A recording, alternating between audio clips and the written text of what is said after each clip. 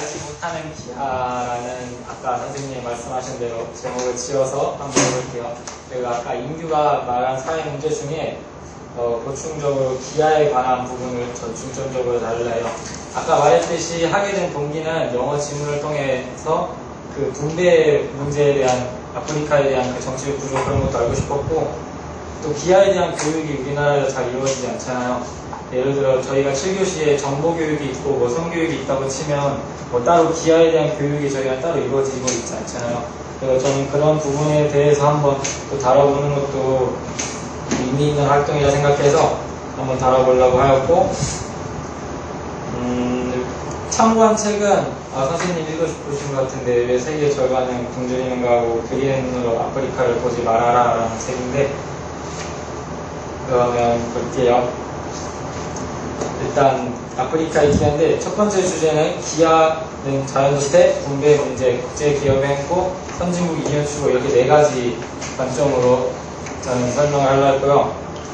본격적으로 설명하기 앞서서 조금 진부한 질문일지는 모르지만 전 세계에 걸쳐서 죽을 위기에 처해 있는 인구는 얼마나 될 것 같으세요?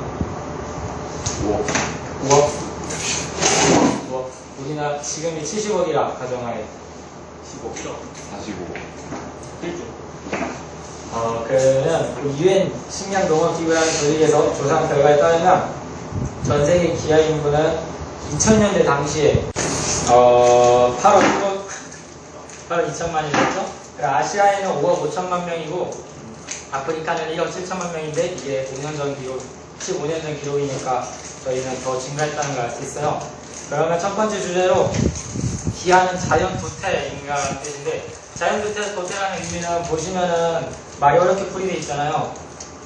사전적 의미를 쉽게 풀어보면 강한 자는 살아남고 약한 자는 죽어서 사라진다라는 의미인데, 이러한 인식이 언제 생겨났냐 하면 산업혁명 이후에 유럽계 백인들이 경제적인 풍요로 물질적인 결핍이 사라지고 제국주의적 속성을 띠게 되면서 등장한 것인데, 막 우리 동아시아에서 배우면은 제국주의로 인해서 식민지를 날개두친 데 막 계속 개발하잖아요. 그러면서 점점 우월의식이 성장한 거죠. 백인 우리 유럽계 사이에서. 그것이 시작이었고, 이것을 유럽적 백인 우월주의적 정당화라고도 바꿔 말하기도 해요. 이러한 인식에서 비롯된 또 하나의 관점이 디근이 지구의 과잉 인구를 조절하고 있다는, 과잉 인구를 조절하는 작용을 한다고도 보는 관점인데, 이런 한 개념에서 저희는 무의식 중에 백인 우월주의 그런 현상이 스며들어 있다는 것을 저희는 알 수 있어요. 그럼 두 번째로 분배 문제인데, 이건 제가 약간 영어 지문에 있던 내용을 살짝 인용해 왔는데, 지구는 현재 지금의 인구보다 2배나 많은 인구도 먹여 살릴 수 있는 충분한 양의 식량이 있다고 그 영어 지문에서도 말하고 제가 읽은 책에서도 그런 비슷한 뉘앙스로 말하고 있어요. 이것이 제대로 분배되지 않아 생기는 문제가 기근 기하입니다. 어떤 분배의 방식이길래 문제가 되냐 하면, 앞서 말했듯이 충분한 양의 식량이 있어요. 근데 선진국들은 있는데, 선진국들을 예로 들면 식량이 남으면 저장하면 되잖아요. 근데 이게 저장하면 된다고 흔히들 생각하는데, 음식의 특성상 저장 기간이 길지 않고, 그리고 시간이 지난 것은 어차피 또다시 버리게 되잖아요. 쓰지 않으면. 근데 그러한 형태가 버릴 때 이것을 그냥 버리면 폐기하는 것이 아니라 뭐 저쪽에서 줄 수도 있고 제3세계에 줄 수도 있고, 또 기아 그쪽 음식 식량 지원 그쪽에 기여할 수도 있는데, 이것을 왜 안 하냐 하면 선진국들의 이러한 잉여 식량을 법률이나 그 밖의 조치를 통해 농산물의 생산에 제한을 걸어요. 이게 왜냐하면 이유는 자국의 농산물 가격을 어느 정도 일정 가격을 유지시켜야지 자국의 농사를 짓는 사람들의 생계도 유지할 수 있고, 자국의 환율도 이걸로 조절하는 기능이 어느 정도 있어요. 그래서 이게 막 줄 수 없는 이유가 이런 그 경제적 구조가 내면 중에 스며들어 있고요. 그 식량 지원을 FAO나 WEP라는 식량 지원 조직이 있어요. 비영리 단체 그런 조직에 다 밀어넣기만 하고 자신들은 일하지 않아도 그런 조직이 있기 때문에 책임을 전가하는 그런 현상을 볼 수 있는 거예요. 두 번째, 이것을 더 추가 설명하자면 지원을 받는 나라의 본질적인 정치 구조인데, 말로 어렵게 설명하기보다 예로 쉽게 설명하자면 아까 말했던 FAO나 WEP와 같은 식량 개발 지원금을 지원하는 기관은 그 나라의 사회적 효용성을 고려하지 않고 줘요. 이게 쉽게 풀어서 말하면 그 나라의 GDP를 봐요. 이게 얼마나 가난한 국가인지 GDP를 보면 알 수 있잖아요. 막 159개 중에 150개국 중에 146개국 146등이에요. 그 나라가 GDP가. 그러면은 그 나라의 정치 상황이 어떤지 뭐 그런 것을 조금만 고려하고 거기에 지원을 해요. 그러면은 당연히 그 지원을 받는 국가에서는 정치 구조가 이미 위에서 다 먹는 구조가 되어 있잖아요. 그러면 자기 몫을 떼내요. 근데 이게 심할 경우에는 거의 다 떼내서 하기로 하는데 이게 예가 있는데 차드의 대비 정권이라는 곳이 있었는데 거기서는 지원금을 자신의 반란 세력 있잖아요. 뭐 민중들이 반란도 일으키고 하잖아요. 그것을 군수물자로 다 사들여요. 지원금을 가지고.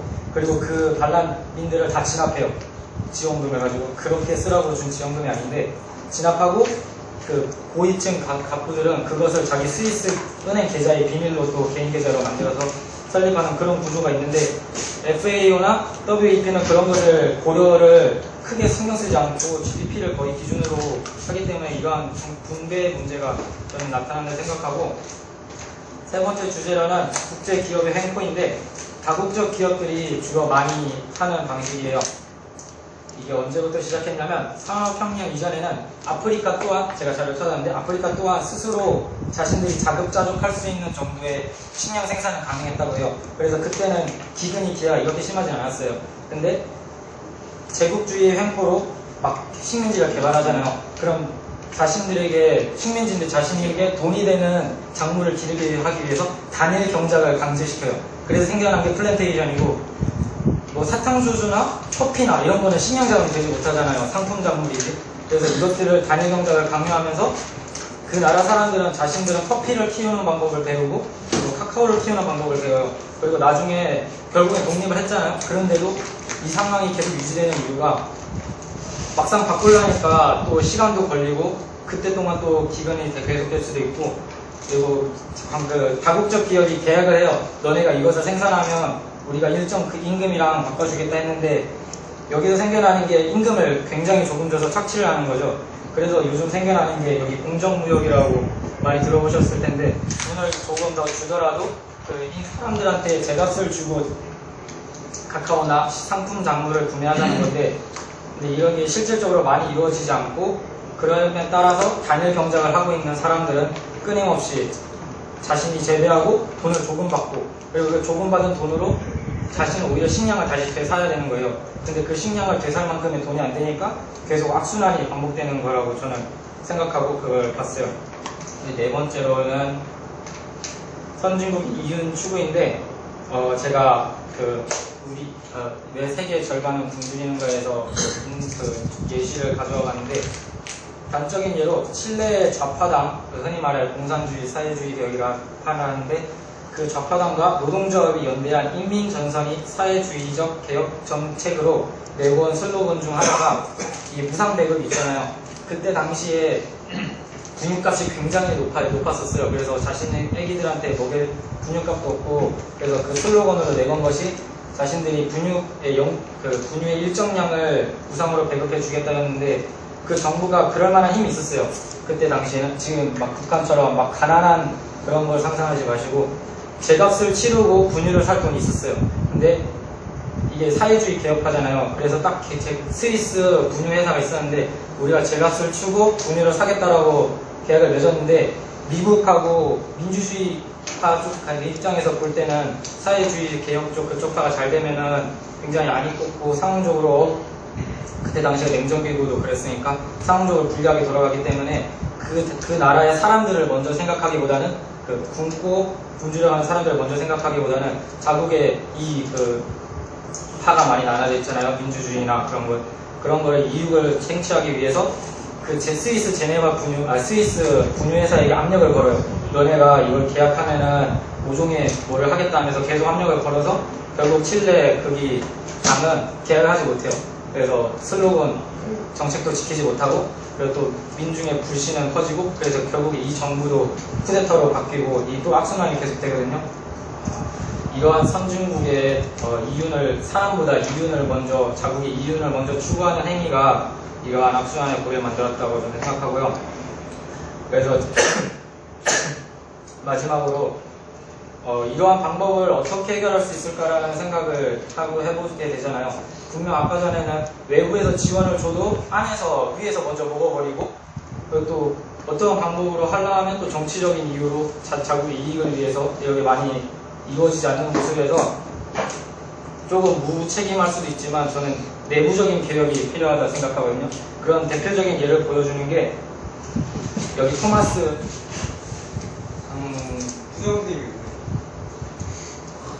네, 계속 갈게요. 토마스 상카라 데이라고 있는데 이 사람은 우트불타라는 나라, 여기 지금은 부르키나 파소라고 돼 있는데 원래 이름은 우트불타라는 나라였고요. 이 대비가 굉장히 소신이 있는 대비였어요. 그래가지고 보통 자신이 공무원 측에 있으면은 어떻게 해서든 계속 먹어보려 하고 그러는데 얘는 그거에서 굉장한 부패의식을 느끼고 때려치고 나와요. 그래서 정권이 바뀌기 기다렸다가 자신과 친구가 정권을 잡게 되었어요. 그래서 다시 들어가서 계획을 강행하려 하는데, 그래서 원래 대통령으로 있던 사람을 쿠데타로 몰아치워요. 그래서 자신은 정치 개혁의 힘을 보여주겠다 해서 울트불타에서 이름을 부르키나 파소로 바꾸고요. 정확한 이름은 저도 모르겠지만 제 생각에는 개혁에 대한 자신의 정책 의식을 보여주겠다 해서 국가명을 바꾼 것 같고요. 그래서 얘는 외부에서 오는 지원이 필요 없다고 했어요. 그래서 지원을 받지 않겠다 했고, 대신 부채를 조금만 깎아달라 해서 자신이 자주적으로 어떻게 해보겠다는 내적인 면에서 개혁을 하자는 의식이 굉장히 강했어요. 그리고 식민지 할 때 아프리카 보시면 선으로 쭉쭉쭉 걷는 방법 다 아시겠지만 이게 굉장히 안 좋은 게, 이게 부족별로 아프리카 부족 단위가 굉장히 크거든요. 근데 이 선을 긋는 방식이 어떤 나라는 부족을 반으로 갈라요. 그래가지고 부족 간의 싸움이 생기게 하고 국경을 계속 왔다 갔다 하면서 다툼이 일어나서 아프리카 내전이 굉장히 심한 이유인데, 그래서 부르키나파소는 지금의 현단이 있잖아요. 이것을 다 개편해서 자주주를 만들어요. 자치적으로 하는 주인데, 이걸 어떤 기준으로 나눴냐면 부족별로 나눠요. 부족에 가지고 있는 땅별로 작으면 작은 부족끼리 너희 자치적으로 관리를 뽑아서 데리고 와라. 그래서 그렇게 해서 4년 만에 GDP가 거의 4배 가까이 뛰어요. 이게 왜냐하면 세금을 먼저 말할게. 얘가 공무원이 38,000명이었어요. 이게 적은 숫자 같은데 얘네 작은 나라에 비하면 굉장히 많은 공무원 수가 있었거든요. 그래서 원조금을 모두 공무원 월급으로 돌려도 부족할 정도로 굉장히 부패가 심했는데, 그래서 공무원이 타고 다니는 리무진, 집, 혜택 전부 다 없애버려요. 그리고 너희 다 경찰 끌고 다녀라 하면서 경찰사라하고 그 시민들한테 세금을 다 없애요. 근데 이 세금이 없어지면 원래는 국가 이게 수입이 적어져야 되잖아요. 근데 위에가 너무 부패가 심하니까 위에만 자르고 시민들의 세금을 없앴는데도 오히려 이게 국가적인 수입이 계속 늘어나면서 GDP가 4배 가까이 뛰게 되죠. 그래서 이런 토마스 상칼라 대위의 인상적인 개혁으로 인해서 나라는 부강해지고 이 나라가 또 안 좋았던 게, 지리적으로 보시면 이게 약간 스테피오 사막 그쪽에 가깝잖아요. 그래서 땅도 그렇게 좋지 않고 황폐해요. 그리고 바다에 인접하지도 않아서 내륙 지역이라 가진 게 인적자원밖에 없어요. 인적자원 지원도 원래 적게 줬는데 이유가 뭐냐 하면 얘네가 금광, 석유 이런 자원이 아무것도 없고요. 가진 거는 진짜 인적자원밖에 없는 거예요. 그래서 지원도 원래 적게 해줬었는데, 그래서 이 토마스 상칼라 대위가 자주적으로 개혁하려고 노력했고 결국은 좋은 성과를 이뤘어요. 전 이러한 모습에서 스스로 뭔가를 해보겠다는 의지를 가지지 않고서는 외부에서 아무리 지원해줘도 그런 변화를 가져오지 못하겠다는, 좀 무책임할 수도 있지만 그런 생각을 하게 되었고요. 그리고 이 사람이 계속 이렇게 정책을 펴나갔으면 좋겠는데, 원래 여기가 프랑스 식민지 일령이었어요. 그래서 해방을 하고 나서도 플랜테이션으로 프랑스 다국적 기업이 들어가서 계속 착취를 했던 거죠. 근데 정권이 바뀌고 나서는 그게 안 되는 거예요. 얘가 다 철저하게 방문하고 제대로 달라 계속 요구하고 하니까 프랑스 입장에선 굉장히 아닐 것 같죠. 그래가지고 얘 측근이 있었어요. 원래 같이 쿠데타에서 올라간 친구인데 그 참모를 계속 꼬셔요. 그래서 결국에는 그 사람이 다시 쿠데타를 하게 해서 얘 측근들을 전부 살해하고 다시 원래 그 GDP 꼴등 국가로 모든 걸 다 올린 상태로 복구해놔요. 프랑스와 모종의 거래를 해서 실제로는 밝혀지지 않았는데 그렇게 돼서 결국에는 안타깝게 그런 상태로 돌아왔는데, 하지만 이러한 사례에서 보듯이 저는 아프리카 개혁이 내부적으로 일어났으면 하는 바람에서 이러한 개혁이 필요하다 생각했고, 제가 이것을 했던 것은 앞에 말했듯이 기아에 대한 교육이 우리나라 실상에서 부족하다는 것을 느끼고, 제가 또 따로 조사한 건 얼마 안 되지만 여러분에게 기아에 대한 그런 현실을 다시 한 번 더 일깨워주고, 그리고 저도 기존에는 내전이 많아서 가난하구나, 뭐 물이 없어서 가난하구나, 식량이 없어서 가난하구나, 이렇게만 단적으로만 생각했어요. 근데 그 책을 접근하고 조사하면서 이렇게 복잡한 구조로 기근이 계속될 수밖에 없는 이유가 되구나 하면서 굉장히 안타까움도 느꼈고, 제가 할 수 있는 것은 없나, 공정무역이라도 우리가 해줄 수 있으면 해줘야 된다고 생각해서 저는 이러한 기아 교육을 하게 되었습니다.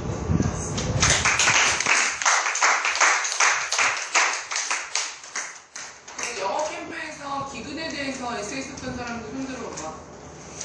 자, 이 사람들 중심으로 질문 한번 해보자.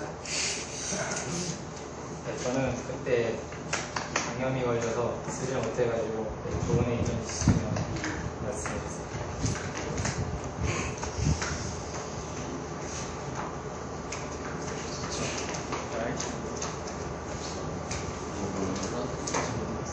근데 예찬이는 진짜 선생님의 자질이 있다. 정말 설명 잘한다. 귀에 쏙쏙 들어오는 거 같아. 그리고 나 아까 궁금한 거 하나 있는데, 아프리카를 식민지 단위를 어떻게 나눈 건데? 이게 자기네들이 식민지 기업을 하던 곳이 있잖아요. 그러니까 그대로 그냥 자른 거예요. 선 긋듯이. 너흰 여기 우리나라도 38선이 뭐 조정을 해서 이렇게 꾸불꾸불 해줬지만 기존에는 거의 일직선이었거든요. 그랬듯이 처음에 원래 선진국들의 편의를 위해서 선 단위로, 부족 단위가 아니라 선 단위로 일자 위도 경도 따져가지고 나눈 다음에 여기는 미국, 너네가 가지고 영국, 프랑스 네. 이렇게 나눴다는 거야? 그래서 부족 간에 갈라지고 해서 내전이 계속 끊이지 않던 거거든요. 근데 또 조사하면서 더 깊게 알게 됐어요. 아까 분유회사 얘기 재밌지? 칠레. 그 분유회사가 어디게?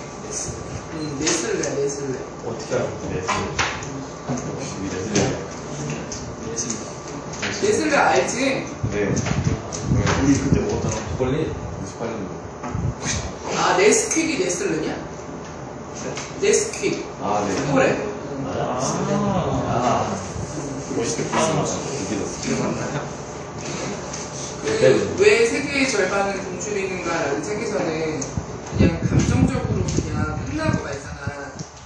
당신이 배부르게 먹고 있을 때, 그 탄자니아의 뭐 어머니의 품에 안긴 아기가 굶어 죽어가고 있다면 당신은 어떻게 할 것인가, 이런 식의 그냥 감정적인 결론으로 끝나는 게 약간 아쉽다라는 평을 듣는 책인데, 그러면은 예찬이가 생각하기에는 이런 기근의 문제를 어떻게 구체적으로 해결할 수 있다고 생각해? 재력이. 저도 이걸 준비하면서 많이 생각해봤는데, 원조를 줘도 위에서 먹어버리고, 어떻게 정치적인 기회에서 제가 생각해도 내부적인 개혁 아니면 많이 힘들다고 생각해요. 그래서 내부적으로 그 교육 그런 거에서 일깨어 있는 사람이 많이 생겨나지 않는 이상 힘들다고. 근데 상카라도 좌절을 한 거고, 칠레의 그 지도자 이름이 누구였지? 뭐였지? 아옌데? 야, 너 오늘 어떻게 하냐? 아옌덴이나 상카라 둘 다 좌절하고 말했잖아. 결국에는 일깨어 있는 사람이 나와도 기정이 멋있다. 위키피디아. 네, 그것도 아쉬운 게 일깨어 있는 사람이 등장했으면 믿고 따라주는 사람도 있고 다른 나라들도 그것을 옹호해 줘야 되는데 이 안타까운 게 아니라 각자의 정치 상황에 맞으면 상관없죠. 원래 이 사람도 사회주의하거든요. 그래서 세금을 없애고 땅을 모두 국유화하고 나눠주고 해서 정치가 다시 살아난 건데, 국가가 살아난 건데, 프랑스가 경제적인 면도 있지만 사회주의 그 나라가 요즘에 다 민주주의로 민주주의가 좋다라는 식으로 계속 바뀌고 있는 주제잖아요.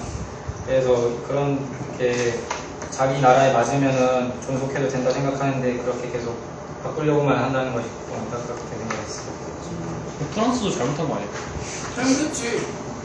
선진국들이 다 좋은 면만 봐서 그러는데 좋은 면만 볼 수가 없지. 그치?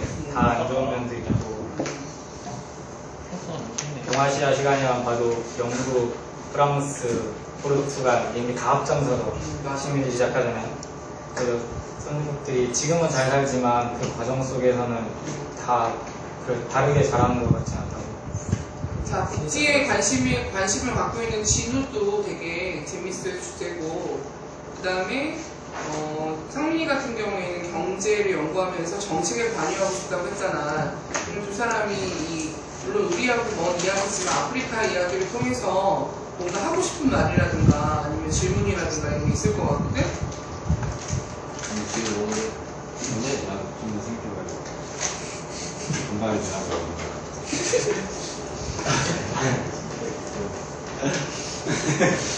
아 맞아, 이게 명언을 안 했는데 이게 굉장히 멋있잖아요. 나는 인류에 도움이 되었던 사람으로 기억에 남기를 원합니다.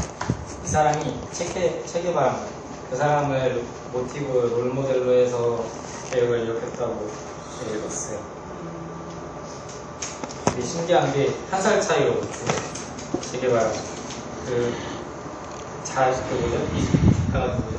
상식을 그 사람 만나서 저는 체게바라가 몇 살에 죽었죠? 라고 그래서 39살에 죽었어요. 라고 했는데 저는 그때까지 살 수 있을까요? 했는데 그리고 며칠 뒤에 쿠데타 당해서 죽었어요. 그리고 6시간 만에 죽었을 거야. 그래서 이거 작가가 쓴 부분을 봤는데 이 사람이 죽을 것을 미리 알고 있었나 생각했다고 적혀있더라고요. 이 사람이 이 부르키나파소를 좀 바꿔보겠다는 생각을 가지고 빈곤 문제의 전문가라고 생각해서 장지글로하고 컨택을 한 거예요. 그래서 나를 만나달라. 나는 우리나라를 개혁하겠다라고 해서 두 사람을 만났다. 이렇게 얘기가 나오더라고요. 자, 정진우부터 해봐. 저는 보면서 확실히 정치란 게 단순히 정치에서 끝나는 게 아니라 경제가 정말 상호 밀접한 관계가 있구나. 그런데 정말. 정치에 의해서 경제가 움직이고 경제에 의해서 정치가 움직이고 상호 연관성이 야, 난 저 말이 더 멋있다, 야. 야.